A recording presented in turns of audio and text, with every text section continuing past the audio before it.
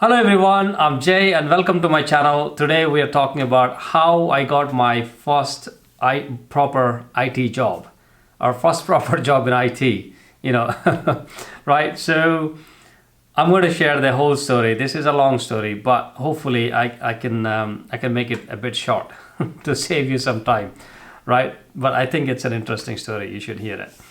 So I graduated from my master's in advanced computer networking. I studied at Edinburgh Napier University and I graduated in November 2009. This was just over 13 years ago, right? At the time, I was working in Morrison's and the Shell petrol station. I was managing two jobs. And once I graduated in November, I have taken up the third job at the Royal Mail Christmas jobs. Royal Mail usually employs more people during Christmas season. So I had these three jobs. Life was going smooth. I want to get a job in IT and networking. The course I have done, it was in the back of my mind, but I wasn't really trying.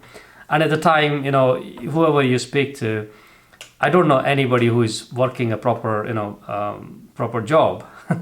Everybody, all my friends and everybody around me was working in retail, Sainsbury's, McDonald's, KFC, Morrison's and whatnot, Shell.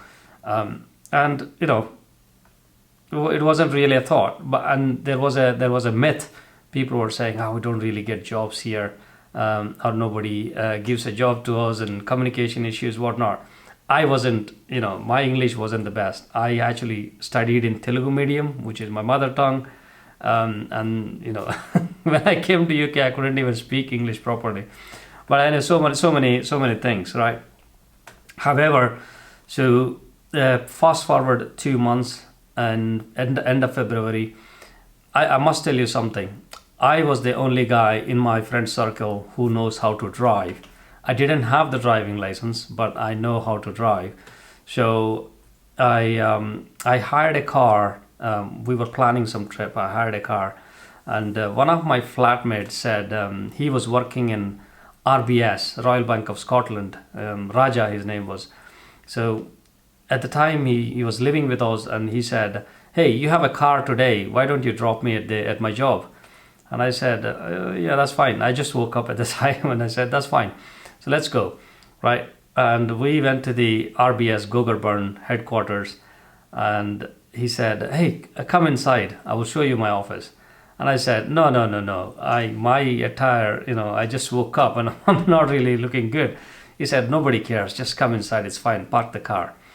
So I said, "Yeah, that's fine." So parked the car, went inside. We went through the security, got the visitor pass and whatnot. So we walked a little bit inside, and he said, have a seat here, and I'll tell my team lead I will be late a few minutes, all that. So I was sitting on the bench directly looking at the main entrance, few hundred meters away, and he went to his boss. And then I was sitting there alone, and I was looking at all these people. It was probably around 9 o'clock in the morning, and I was looking at all these people suited and booted and coming in, the noise they were making, like tick tock, and I was sitting there and looking at the entrance and hundreds of people coming in, right?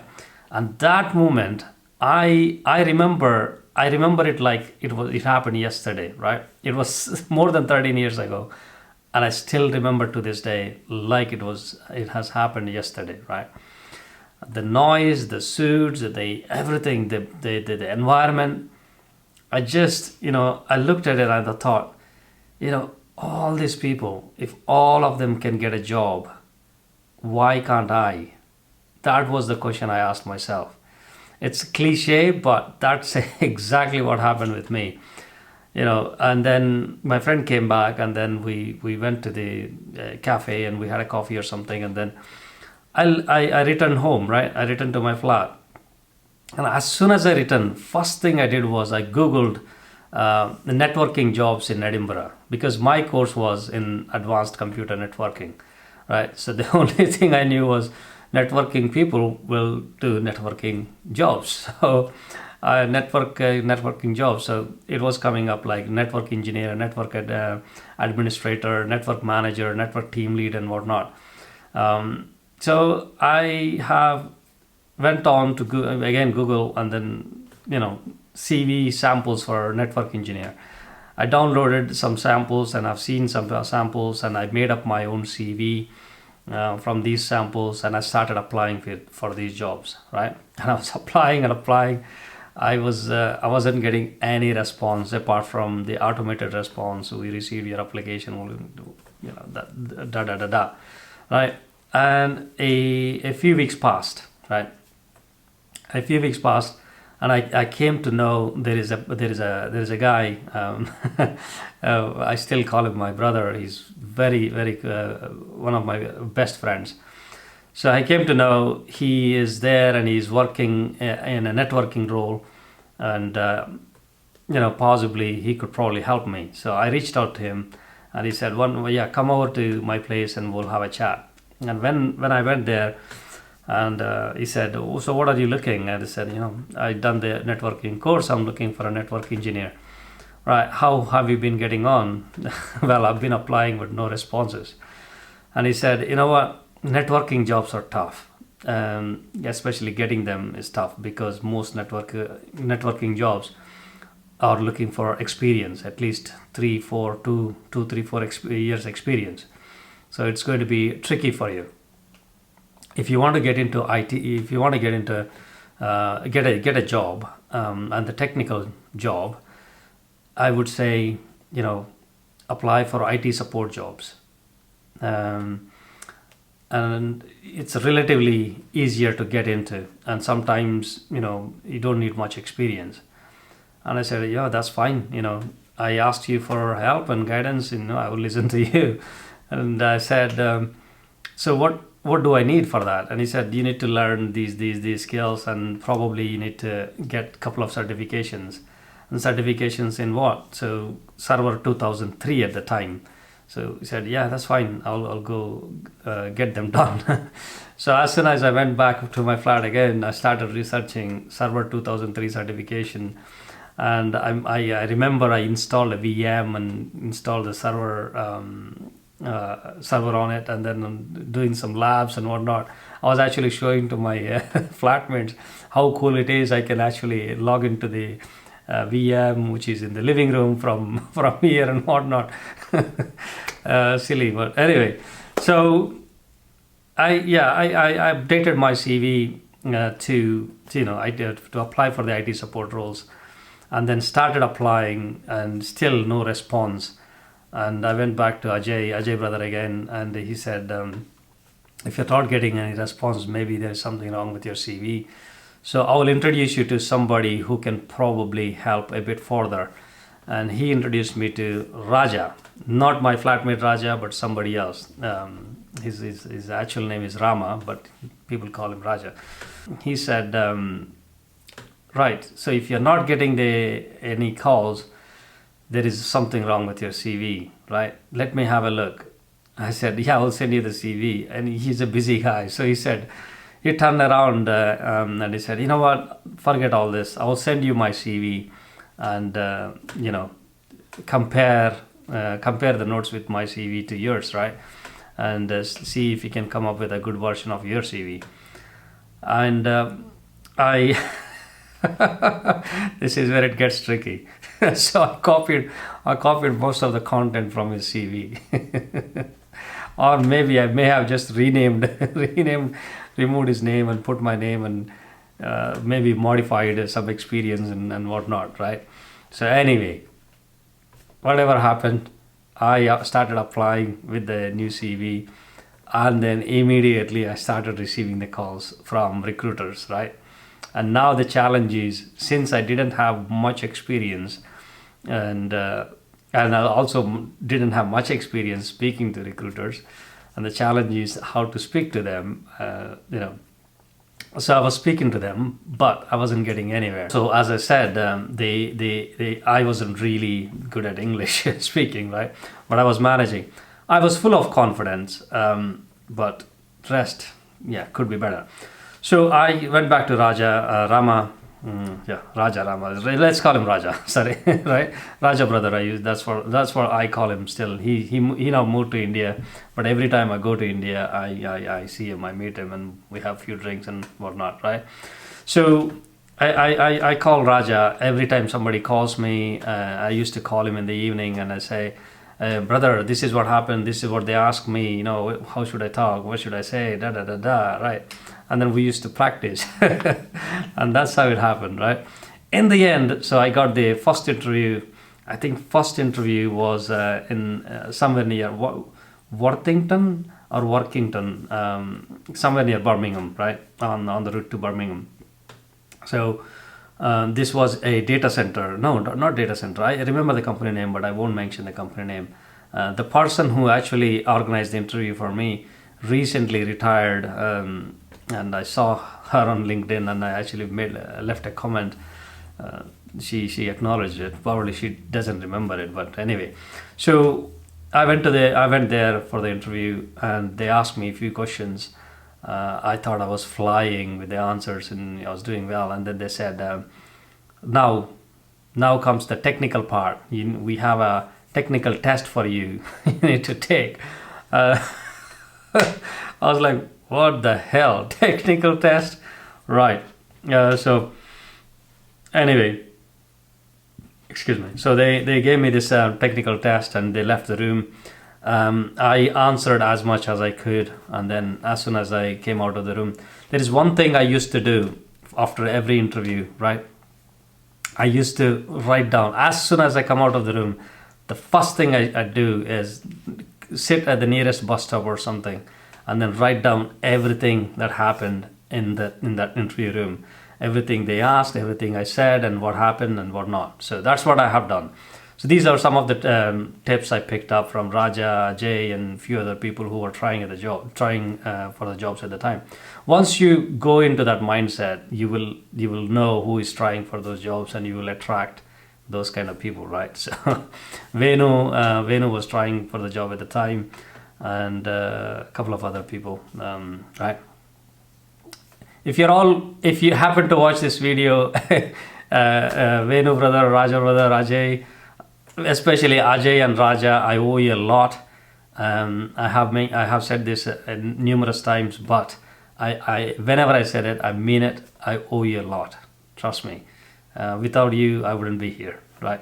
Anyway, so that's one interview after another interview, another interview. I've been to 4 interviews, and then my 4th interview was in the NHS Birmingham, Solihull, near Birmingham. So NHS Solihull, I went there, and that was my worst interview to the date. I was sweating. I couldn't answer a single question. There was 2 rounds. There was a first technical exam, and then at the same time, and then 5 minutes break, and then in person there are 4 people sitting across the table. I still remember the guy's name. I think it is an Indian name, but anyway, so 4 people sitting across the table asking questions, and I couldn't answer a single. Well, I answered 1, 2, and then I couldn't answer anything. And I literally halfway through the interview, and I said to them, "Sorry, I don't want to waste your time. I just want to leave." And they said, no, it's fine. You're probably a bit nervous. So you came down a long way from Scotland. So at least listen to all the questions and go. And they said, I said, yeah, that's fine. So after that interview, I stopped applying for the jobs. I was, demotivated, right? I was demotivated. I thought I couldn't get these jobs. I couldn't do this anymore. And then I stopped applying. I used to think all the time, right? My Morrison's job from my flat was 1 hour bus ride almost, and I used to think, this is it, right? I must tell you something else. While I was applying for these IT support jobs, most jobs were asking for driving license. Since I already know how to drive here, and also my commute was 1 hour. In that 1 hour, what I used to do was I downloaded the DSA app, the driving theory test questions app, and I was just for fun, to be honest. It wasn't really a goal. At some point I was getting all of them correct, and I thought, right, why don't I just go and attempt the theory test? And I did the theory test and passed. And then when I started applying for the jobs, they were asking for driving license. So I invested lots of money. Maybe I took 10-15 classes in for driving lessons.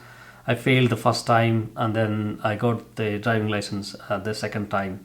So at least that's another tick I could take. I could check mark in my CV for when I'm applying for the jobs, right? So that's what I have done in the meanwhile. And then after the NHS interview, I was completely demotivated. I didn't apply for a single job for a month. And one day I was coming back from Morrison's, and I asked myself, is this it? Is this what I am made of? Just give up? No, this is not me. So I need to go back again and do it. I can do this. So somehow the confidence came back, and I will tell you what happened after that. But I must tell you one more incident before I actually at the beginning of my applications, right? So in the Shell garage, there was a drive off. There was an incident. Somebody came in and put the fuel in. They came in, bought the cigarettes, but didn't pay for the fuel and went, right? So it was my fault. I should have checked and charged them, but I didn't. And the Shell, they just changed the management anyway. So the new management were there. They gave me a written warning.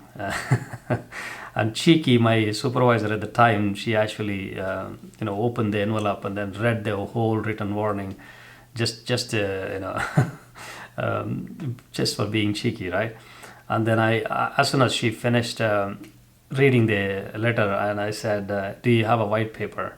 Can I have a piece of white paper? And she said, why? I'll tell you in a minute. Give me a white paper. She gave me the one of the A4 papers, and I wrote down my resignation letter, and I said, you know what, I'm leaving. And she said, are you being serious?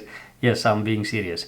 I'm leaving. Whatever the drive off was, it was around 63 pounds or something. You can take it from my salary, right? I don't want to be here anymore. So she was a bit shocked, and she thought I was kidding, but I was serious. And in the end, once she realized I was serious, she said, when do you want to leave? And I said, this weekend. This week is the last, hopefully. And I only worked like one shift after that, and then that's me off from the Shell.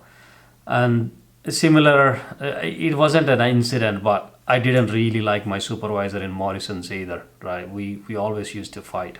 My line manager, we had a really good rapport with my department manager, store manager, everybody, but my supervisor, I didn't like her, right? So it's all bubbling up, right?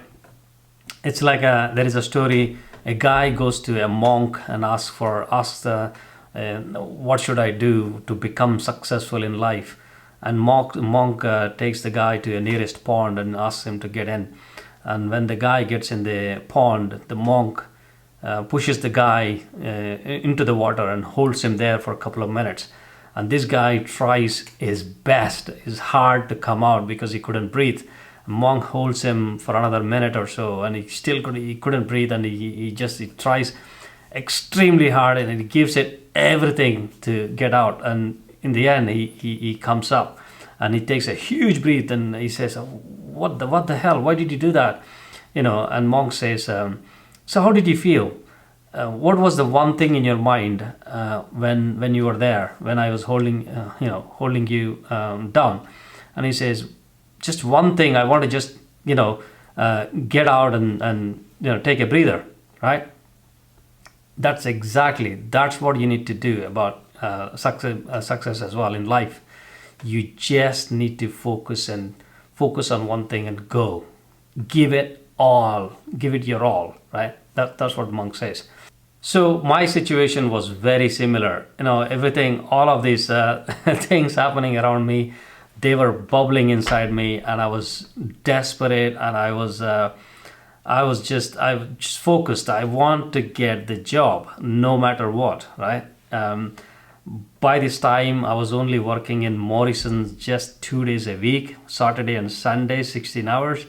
Sometimes I used to work Thursday evenings, and sometimes they call me for extra shift if somebody calls in sick or whatnot. And that's it. That's 16 hours an average per week, and all the money I get, I was spending on train tickets and whatnot to go to these interviews, attend these interviews, and then my expenses and whatnot. Right. At some point, I had to get the credit card out and spend some money from the credit card. Anyway, so cut to back to where we were. So one day I was coming back from Morrison's towards the night, and then I thought, is this it? Is this what I'm made of? Do I really give up? Right? No, I need to go back and I need to get the job. Simple as that, right? And then from next day again, it's back to it again. So I was applying for the jobs again. This time, even more, the bigger vengeance, I would say. So this time, it just within few days, I got like 4 interview calls. So prior to this, for 4 months, I only attended 4 interviews, and this time, exactly. There is a span of 10 days, and I attended 4 interviews in that 10 days. Friday, 1 interview, and then Monday, and then Friday, and then Monday, right? 4 interviews. Wow, crazy. So my third of those 4 interviews is in Aberdeen. And I came to Aberdeen, and I was very prepared, and as I said, I was hungry, I was I was desperate, everything. Anyway, so I was prepared so much, and I went to the interview. The interview was 12 or 13 minutes, 13 minutes. It didn't last long, and I thought, oh shit, this is gone. The interview was so quick, and the hiring manager decided I was crap, I was shit. But anyway, right, so that interview finished, and I came out of the room, and I was walking back to the bus stop. Again, same routine, write down everything they asked. And then I got another call, right? And this time I had an interview in 5. Yeah, 5. So this is Friday.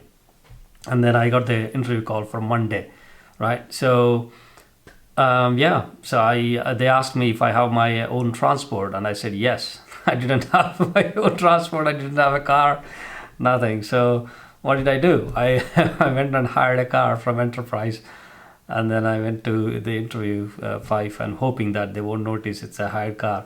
Anyway, so I went to 5 for the interview on Monday, and I thought I did the interview very well, right? By this time, all the interview questions I used to write down after the interviews. I used to go back and practice with Ajay and Raja, because they were actually working in those jobs, and they know what to do, right? If, for example, if somebody asks, how do you create a Active Directory user? How do you set permissions? Since I haven't done much apart from the certification, so Raja and Ajay would actually tell me how do they do it. So I would just go to the interview and tell them as I did it. Right. So I have the knowledge, right, but just practical very little. So that's what used to happen. And I went to 5 interview. 5 was, I thought, really good. I felt really good. So, and then I came back. So that happened on Monday. And Tuesday passed, and then Wednesday I got the call from the Aberdeen interview, right? It was Barry. Barry was the guy who interviewed me, and Barry called me and said, if you would like to if you're still looking for the job, we would like to offer you the role. He said, wow, that was like, I had tears in my eyes, but I wouldn't show my emotion on the phone. So I said, thank you so much. And he said some number about salary, and said, yeah, that's fine, that's fine. And when he said, when do you want to start? And I said, following Monday or something. But anyway, so said, we'll send you an email confirming the same. So that's that. So that's how I got my first job. So as soon as I hang up that phone with Barry, the first thing I did, you know what I did first thing? First thing I did was I opened the laptop. Just I hang up the phone, put the phone on the bed, open the laptop, and I opened the Microsoft Word, and then I started typing the resignation letter for Morrison's. As I said earlier, it was all bubbling up. I couldn't wait to leave. Morrison's was great place to work. I had great fun, absolutely fantastic.